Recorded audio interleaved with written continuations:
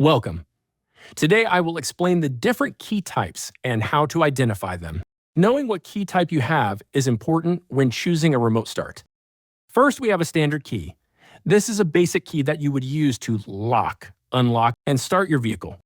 Next, we have an intelligent key. An intelligent key allows you to lock and unlock the door just by pressing the request switch on the door when you are carrying your key on you. You can also open and close the trunk and start the engine without having to insert the key. The intelligent key uses radio frequency signals to communicate with the vehicle. Last, we have a push to start ignition. This is identified by a button you will press to start your vehicle. When choosing your remote start, it is very important that you pick the correct key that corresponds with your vehicle and the remote start you want to install.